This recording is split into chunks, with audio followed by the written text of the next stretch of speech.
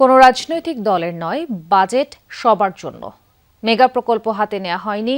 তাঁতি, কামার, কুমার সহ দারিদ্র মানুষদের জন্যই করা হবে বেশি বিনিয়োগ। বাজেটোত্তর সংবাদ সম্মেলনে এমন আশ্বাস দিয়েছেন অর্থমন্ত্রী আমির খসরু মাহমুদ চৌধুরী। জানান, পুলিশ দিয়ে বাজার নিয়ন্ত্রণ করা যায় না। ব্যাংক ব্যবস্থা থেকে ঋণ গ্রহণ কমানোর প্রতিশ্রুতি দিয়ে বলেন, বিনিয়ন্ত্রণ ব্যবস্থা গ্রহণ করবে সরকার। এখানে কোনো ছাড় দেওয়া হবে না। রেইনবো অ্যাক্রোপ্লাস্টে অ্যাক্রিলিক এমালশন থাকায় মুছে ফেলা যায় যে কোনো দাগ সহজেই। Rainbow Paints. দীর্ঘদিনের রেওয়াজ বাজেট উপস্থাপনের পরদিন বাজেটোত্তর সংবাদ সম্মেলন। সাংবাদিকদের প্রশ্নের উত্তর দিতে উসমানী স্মৃতি মিলনায়তনে বেলা ৩টার কিছুক্ষণ পর হাজির অর্থমন্ত্রী। দীর্ঘ ১.৫ দশকের অধিক সময় কোনো রাজনৈতিক দলের জন্য নয়, বিএনপি সরকারের এই বাজেট সবার জন্য। স্পষ্ট করে অর্থমন্ত্রী বলেন, সামাজিক নিরাপত্তামূলক খাতে বড় বরাদ্দ করেছে সরকার। আমরা কোনো বাজেট কোনো দলের জন্য করি না, করার কোনো ইচ্ছাও নেই। আমরা ফিনান্সিয়াল সেক্টরে একটা সিদ্ধান্ত নিয়েছি, কোনো ফিনান্সিয়াল সেক্টরে কোনো দলীয় লোক আমরা মনোনয়ন করব না। এটা পরিষ্কার করে আমি বলতে চাই, করব না আমরা।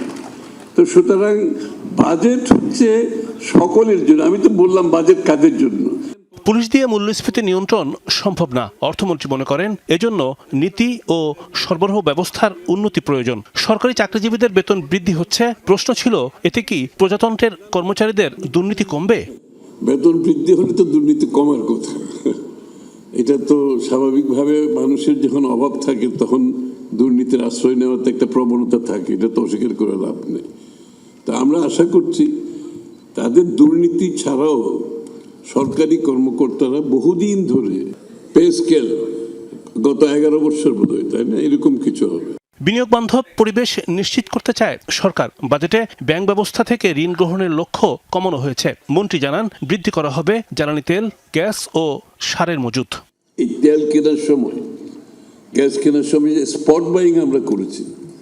স্পট বাইং এ তো আপনি জানেন আপনার কোনো নিয়ন্ত্রণ নেই কষ্টের উপর। আপনাকে যা বলছে তা কিনতে হবে। 2 ঘন্টার নোটিশ, 3 ঘন্টার নোটিশে আপনাদেরকে কিনতে হয়েছে। এই জন্য এই অ্যারেঞ্জমেন্টগুলো বিগত দিনে করা হয় নাই। আমরা একটা লং টার্ম গ্যাসের উপরে, তেলের উপরে, ফুড সিকিউরিটির উপরে আমরা সাইলোজ, গোডাউন এগুলোর মাধ্যমে একটা বাফার স্টক সবসময় রাখতে পারলে।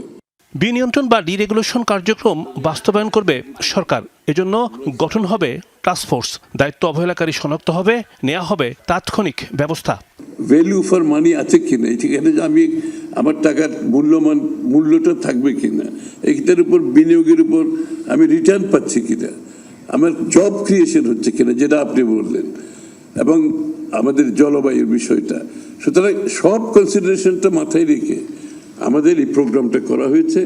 যদিও বা আমি আপনারা সবাই জানেন আমাদের সীমাবদ্ধতা অনেক বেশি এই বাজেটে। অর্থনৈতিক স্থিতিশীলতা আসতে 2 বছর সময় প্রয়োজন। মন্ত্রী মনে করেন, 4 থেকে 5 বছর পর কাঙ্ক্ষিত লক্ষ্যে পৌঁছা সম্ভব। এবারের বাজেটে আমরা চেষ্টা করেছি। রিমন রহমান, যমুনা নিউজ, ঢাকা।